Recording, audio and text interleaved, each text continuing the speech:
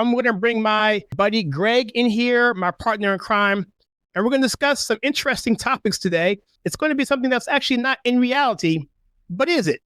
Greg, what do you think about Rocky as being a topic for our discussion today? Well, first of all, good evening to everybody. I'm looking forward to discussing Rocky. I actually watched Rocky again earlier today, and it's one of those movies that I have seen portions of multiple times, but I don't think I've ever watched it completely from start to finish.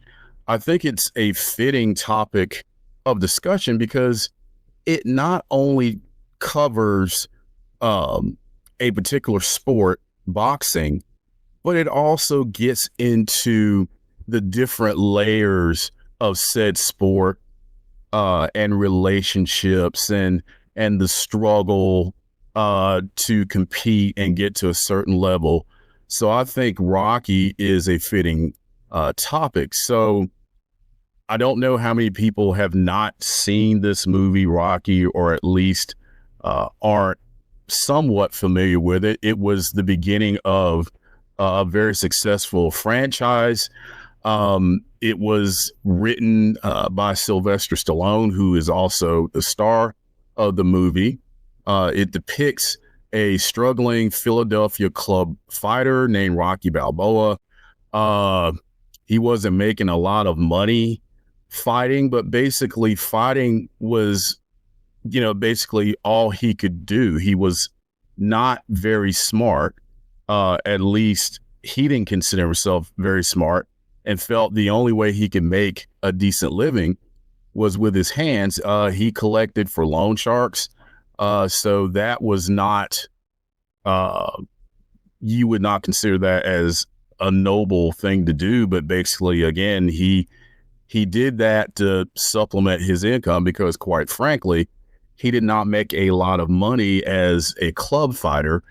Actually, one of the scenes after he defeated a well-traveled opponent in club fight circles, there's a scene in the locker room, very cramped locker room afterwards, where his opponent, after fees and whatnot were taken out, made like, I don't know, $17. And Rocky made like $40. I mean, it wasn't a lot of money, but I think besides the, the ultimate face-off between he and the heavyweight champion of the world, there's a lot that led up to that, not just from a sports perspective, but from a human perspective. So, of course, again, most people remember the iconic scenes from the movie. Rocky getting up at, before dawn to train, cracking about 5 or 6 eggs into a glass and drinking them, him running down the streets of Philadelphia training, punching the sides of meat where Paulie worked, the run up the steps, calling out to Adrien after the fight's over with. But there are aspects of the movie, as I went back and watched it, that were pretty interesting. So from a sports perspective, it basically depicts the essence of boxing as to why most fighters fight. They have no other viable options. Many fighters fight in obscurity without ever getting a break. So there was a scene in the movie where Rocky is walking with Adrien, and she asks, well, why do you fight? It might have been the scene where they were on the ice rink. Yeah. And she asked, well, why do you fight? And he basically said, well, I'm basically too dumb to do anything else. My father said, you better be able to make a living using your hands because you're dumb and you can't make a living using your brain. And she responded, well, my mother told me the opposite. I better find a living using my brain because I don't have a body to make a living doing it that way. So that was an excellent window into why most fighters, especially great fighters, getting into boxing and why they get into boxing to begin with. Rocky had a big heart, and you about have to have heart from a competitive standpoint, but he had a big heart from a human side. Many thought he was a loser, and many considered Adrien a loser too, because she was shy and she was very introverted and not, very social. They were both misunderstood and underestimated to an extent. Rocky was smarter, actually, than people give him credit for. So you talked about Sylvester Stallone's struggles to get the movie made. He actually got the inspiration for the movie from attending the Muhammad Ali versus Chuck Wepner fight in 1975. And as we get more into the movie, you can see a lot of parallels between the two. So, of course, Muhammad Ali was the heavyweight champion of the world, very flamboyant, very skilled, very good talker. He was a very great self-promoter, and he was all about hyping the fight at that point. Well, guess who's just like that in the Rocky movie? Apollo Creed was exactly like Muhammad Ali was. Very, very similar as far as the characters are concerned. So in this fight with Chuck Wepner, and again, Chuck Wepner represents Rocky. He was a decent fighter, not great. Probably in the grand scheme of things, he was a better fighter than Rocky was. He's famous for being Sonny Liston's last opponent. He's also famous for bleeding a lot. His nickname was the Bayonne Bleeder. And few people thought Chuck Wepner had a chance against the world-renowned and just absolutely marvelous fighter that Muhammad Ali was. Most people didn't think it would go beyond a few rounds. So Ali didn't train a lot for this fight. He probably spent more time talking about the fight than he actually spent training. Chuck Wepner was very lightly regarded by Ali and the general public. Wepner hung around. Ali dominated him through the entire fight, basically. Basically showing over and over again the wide disparity in talent between the two. Ali clowned and basically did what he wanted to throughout the fight, dancing, jabbing, just making Wepner look like an amateur. And then in the 9th round, Wepner actually knocked Ali to the floor. Now, it's a disputed knockdown. After watching it closely afterwards, Ali alleged that Wepner pulled an old pro boxing trick by stepping on Ali's foot. And then, and you know how Ali, and you see the picture there. Yeah. Ali backpedaled a lot. That was part of his strategy and the way he fought. He backpedaled as he punched to avoid punches. So in the process of him backpedaling, Wepner stepped on his foot, hit him with a punch, I guess, under the armpit in the rib area.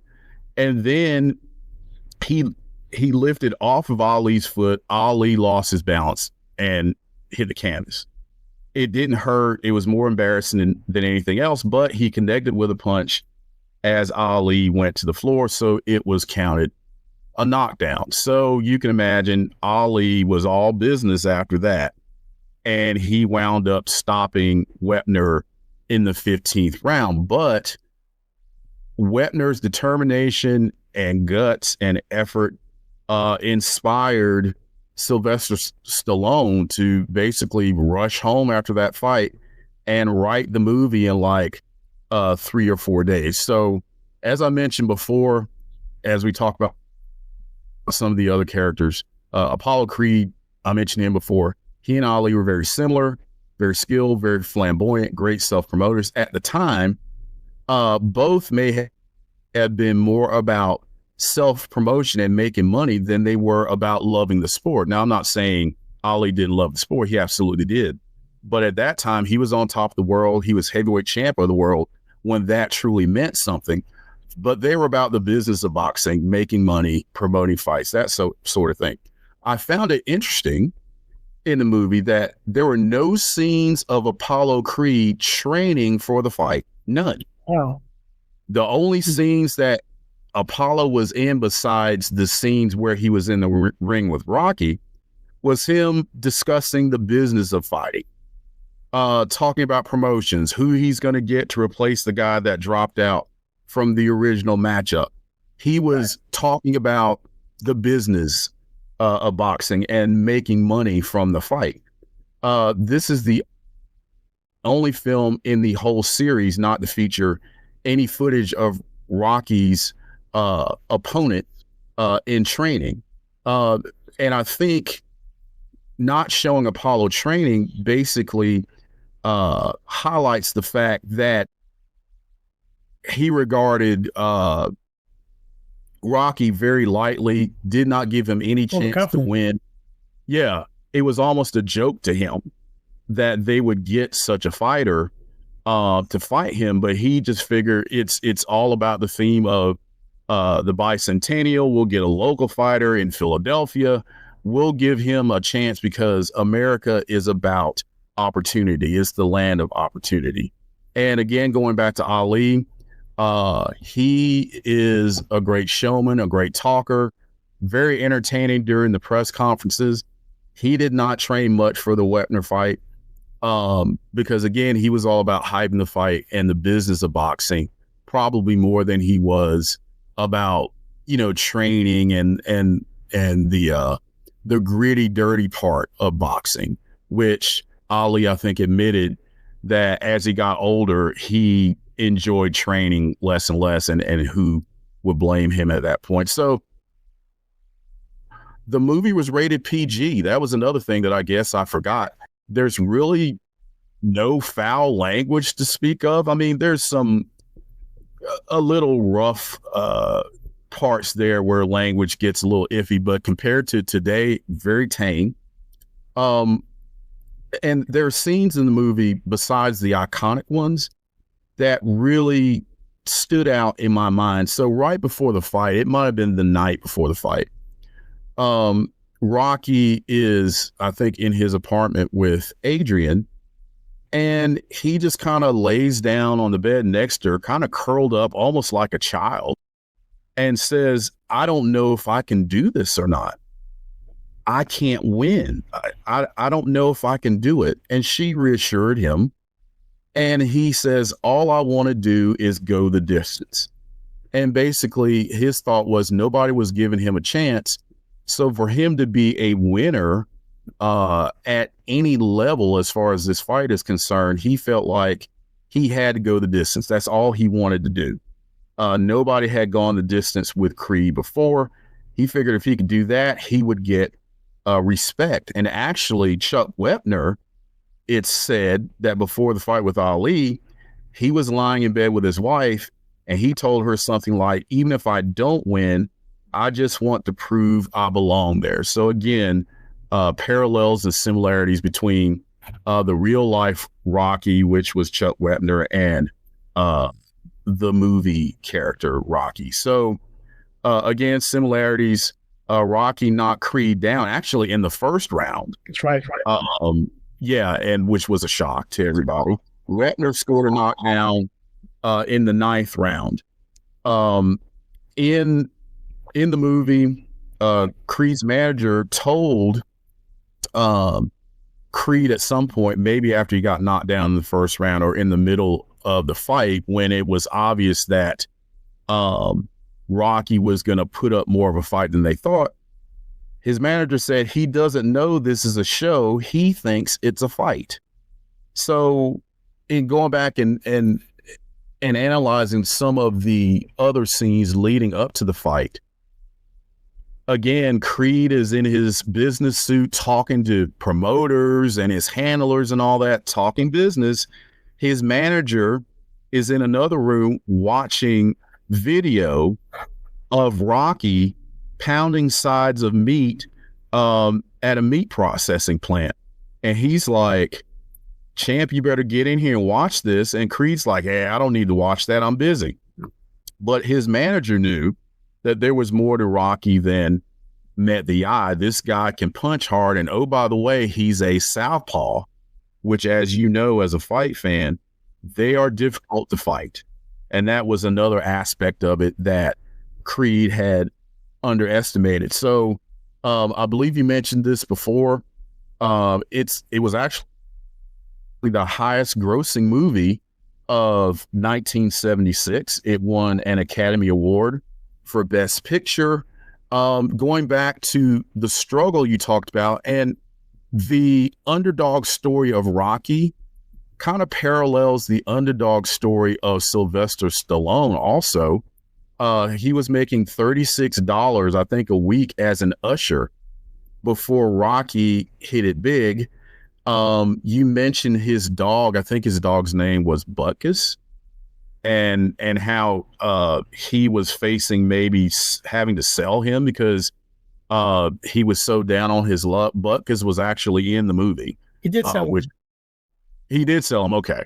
But he got him back, right? Yeah, he got him back. Okay, gotcha. Yeah, so Butkus was in the movie, and that was actually pretty cool. This was the first sports film to win an Academy Award for Best Picture. Only one of two boxing movies that has won the Best Picture Oscar. The other one was $1 Million Baby, another movie I would highly recommend listeners to see. It was an excellent movie with Clint Eastwood. It was much better than I thought it would be. And another thing that I thought was very interesting, and I thought as far as the actual amount of time it takes for the actual fight to take place in the movie, the actual fight only takes up 9 minutes. Yeah, it's pretty short. Of the 120-minute film, which goes back to what I said before. This movie is about so much more than the actual fight or boxing itself. This is about so much more. It's about it's a feel-good underdog story. There are different characters that have life issues. Mick, he had been in the business a long time and never really had a shot like this. Yep. After giving away Rocky's locker, he had that was good. Yeah. And he basically had to eat crow and go to Rocky and basically more or less with his hat in his hand, ask him, well, in a roundabout way, he basically told him, you need a manager, kid. And at that point, Rocky was like, well, what do I need a manager for? The fight's already set. Well, all of these things you need to look out for. I've been in this business a long time, and you need to, look out for this and look out for that. Rocky was like, well, why weren't you interested before? I mean, he had just given away his locker because he didn't think he'd amount to much. And, that dynamic between those two. And he ultimately, gave in and basically gave Mick the shot that he had been looking for all those years. There's Paulie. He is Adrian's brother. Their relationship is interesting. Very interesting. Adrian and Paulie, because on the one hand, Paulie feels like Adrien is holding him back. He's doing all these things for her. He can't move on with his life because of her. But really, it was kind of the other way around. I mean, Adrien took care of Paulie because he was so dysfunctional. He drank. He did not make good life decisions. So in some ways, there were kind of two peas in the pod. I mean, Paulie was loud and rude and, just basically, kind of tacky. And while Adrien was very quiet, very reserved, it was all Rocky could do to talk her into going out with him. And, but, they were, their lives, they were in, different places as far as the challenges and the difficulties were concerned, as far as how they were as people. some other characters, and something else that was interesting too. There was a scene where Rocky went out to collect for the loan shark he worked for. And the loan shark basically said, well, if the guy doesn't have, I think it was $200, if he doesn't have the entire amount, I want you to break his thumbs. So Rocky goes to the guy, and Rocky's trying to act tough. And he's basically telling him, well, that's not all the money. I've been told to break your thumbs. And the guy's like trying to convince him and plead with him not to do it. And, as I mentioned at the top, Rocky has a big heart. It's like, okay, well, just make sure you come up with the rest of the money. So he goes back to the loan shark, and he tells him, well, I got 130 and I think he's good for it for next week. And the loan shark kind of pulls him to the side and says, look, why didn't you break his thumbs like I told you to? And he goes, well, how do you know I didn't? And he goes, I know everything. I hear everything. You didn't break the guy's thumbs. I want you to do what I tell you to do. And then Rocky goes, well, wait a minute. If I break his thumbs, he can't work to make the money to pay you back.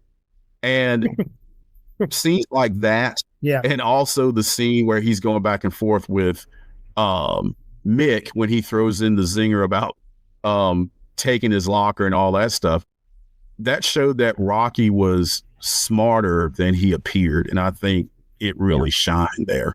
But no, I think the movie overall was a lot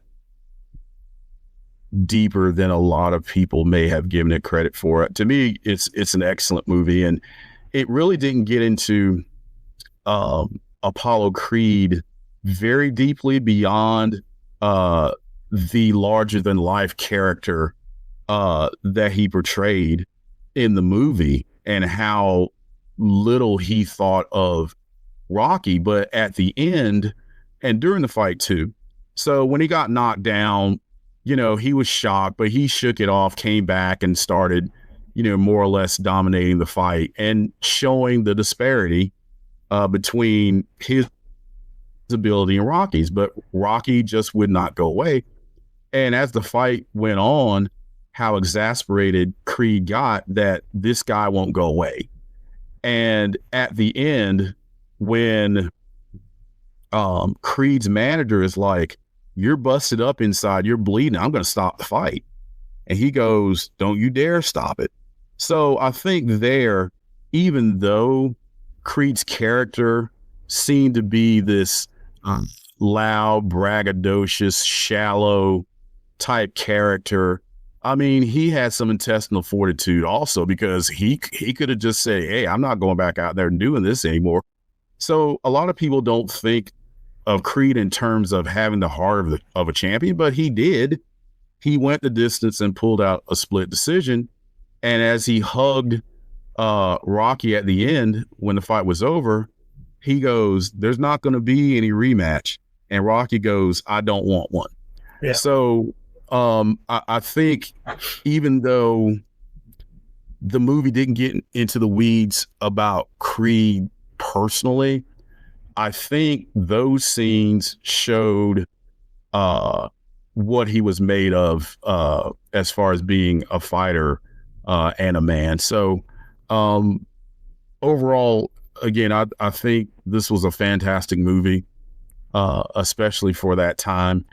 After 48 years, almost 50 years, I mean, it's still a movie that I can sit down and enjoy watching. There's so many lessons you can learn, not just from an athletic perspective, but from a life perspective as well. So that's my take on it.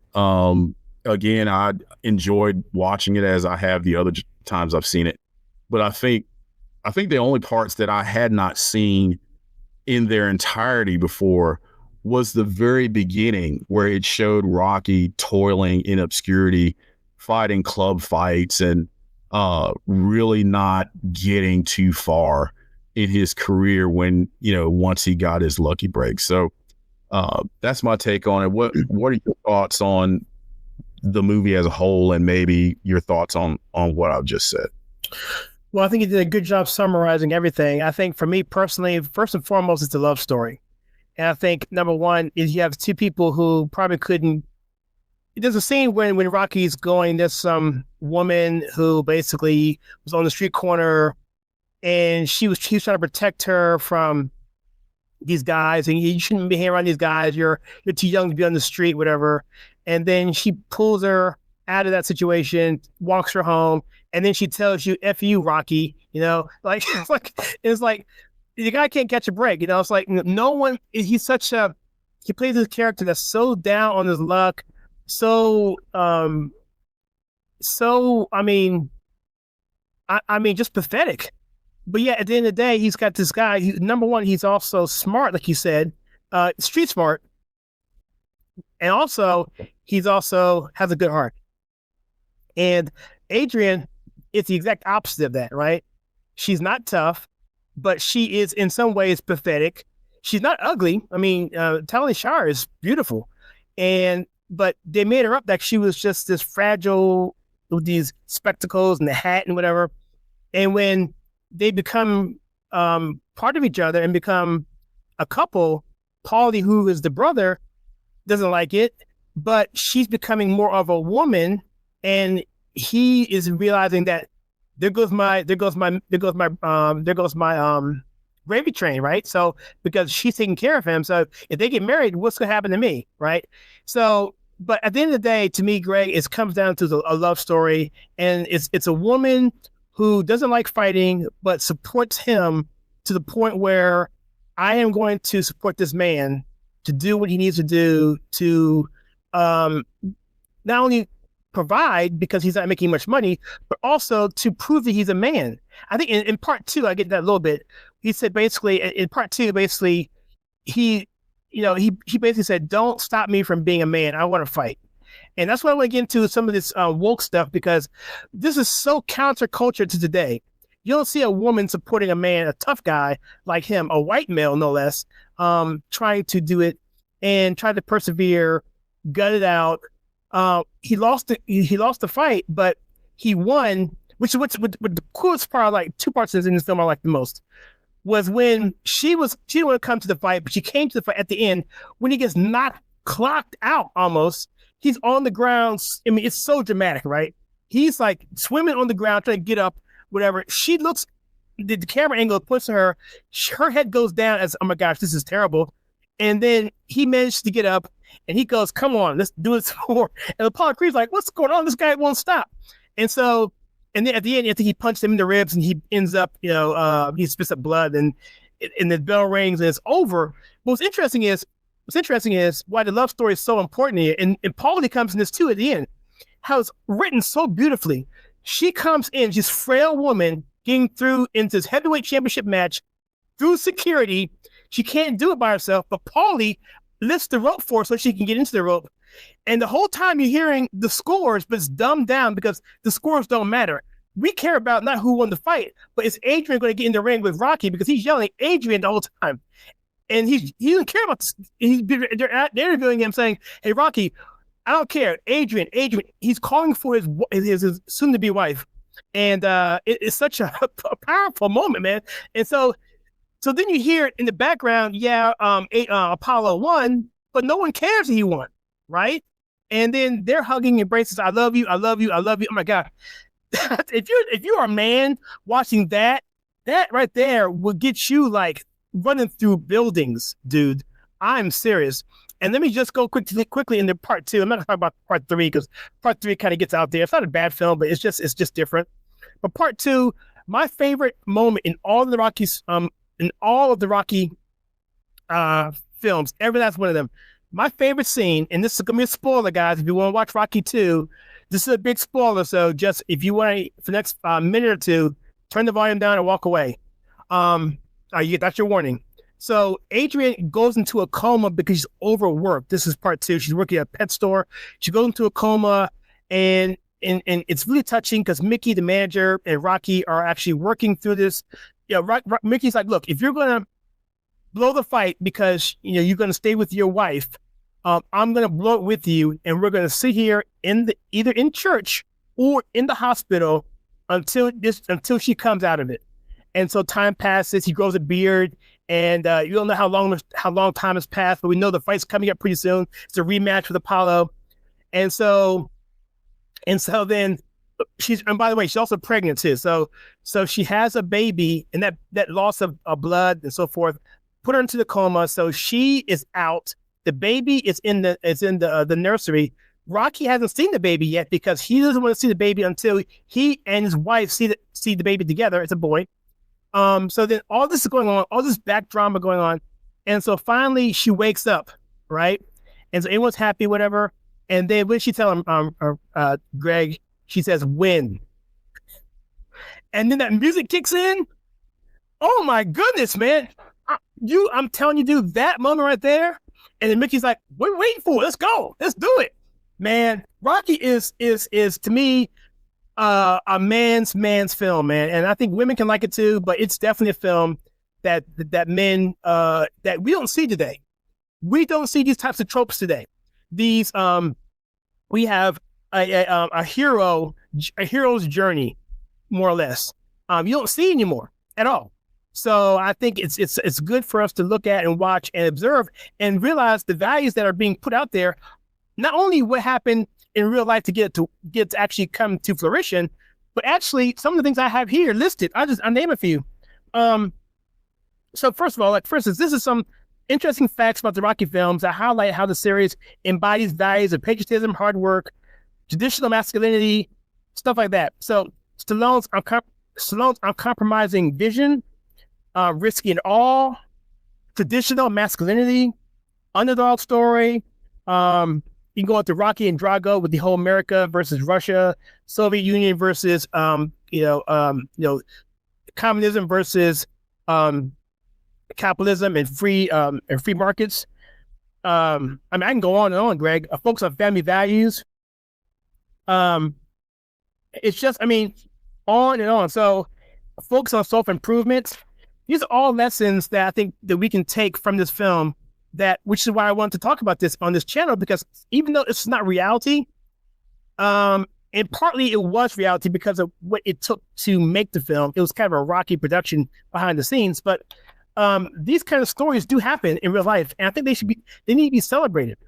And I just appreciate Sylvester Stallone and his heart, because even now he's coming into it as a Hollywood actor, but he's still kind of old school. And he's in a show now called Tulsa King. It's the same guy who produced Yellowstone and Mayor of Kingstown and 1883 and all those productions. I forget the guy's name, Tyler Sheridan, I think his name is. But anyway, he did a quick bit in one of his episodes of Tulsa King where he's coming out of jail and saying, what's going on with all this woke stuff? And he rattles off a bunch of stuff that we see today that we take for granted as being reality, but being in jail for 30 years didn't make any sense to him. You know what I mean? Like the LGBT, all that stuff, and just in general. And he kind of made fun of what we see today as reality, but if you were to go back in time 30 years, they would think we're absolutely insane. So, Greg, that's what I had to say about I think what I want to say about the film, I said. I know we have a long program. I want to kind of just make sure we get to that, but is there anything else you want to bring up about this particular film or any other films in particular about the Rocky franchise?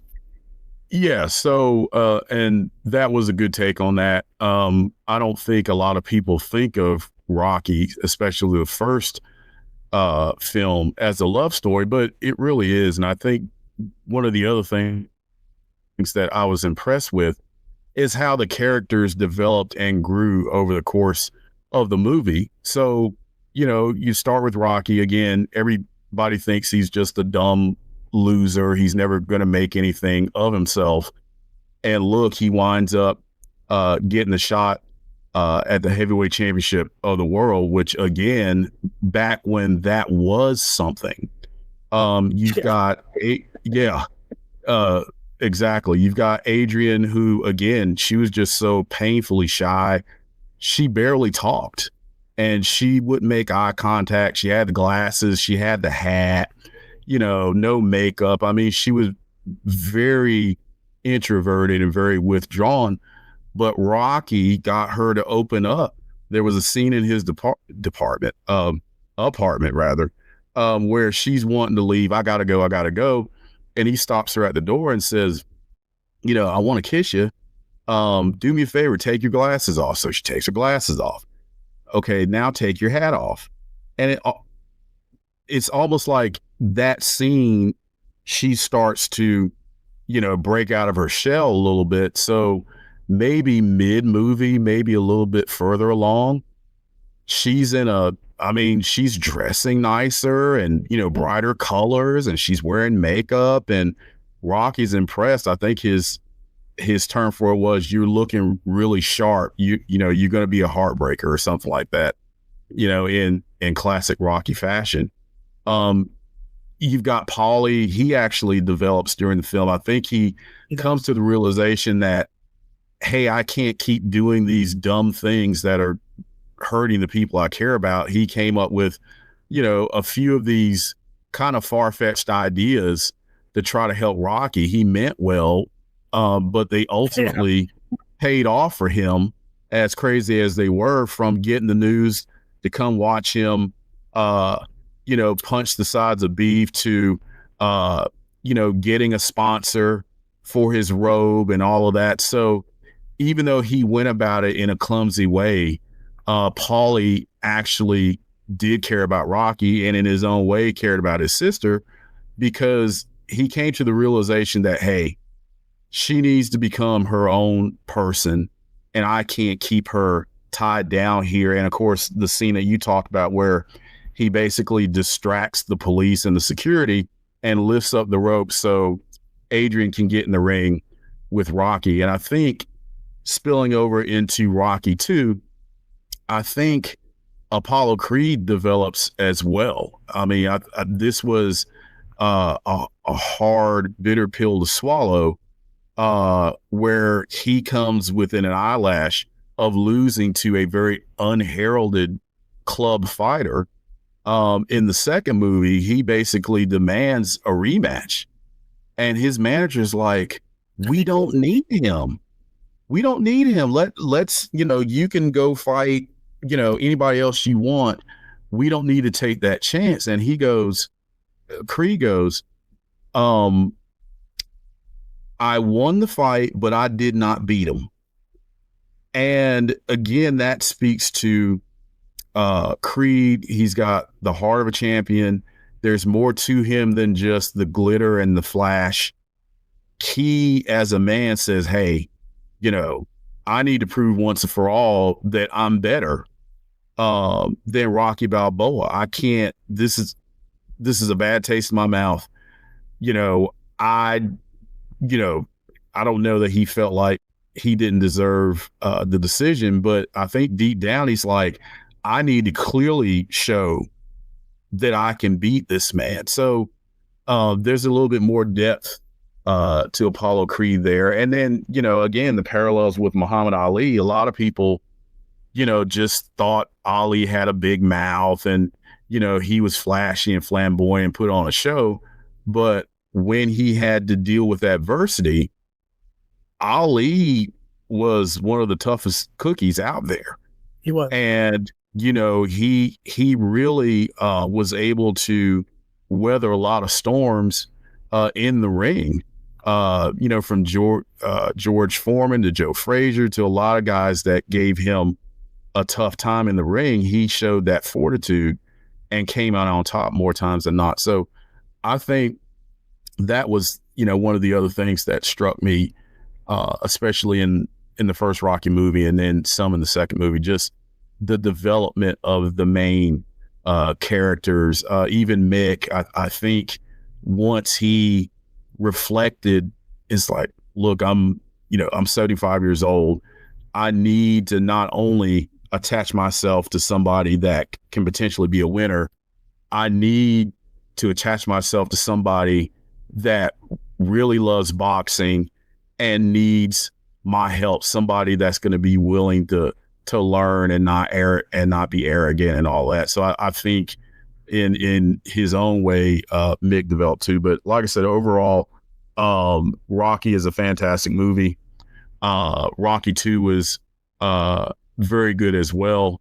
Unfortunately, as you go further into the series, it kind of trails off a little bit. Rocky 5, in my opinion, was horrible.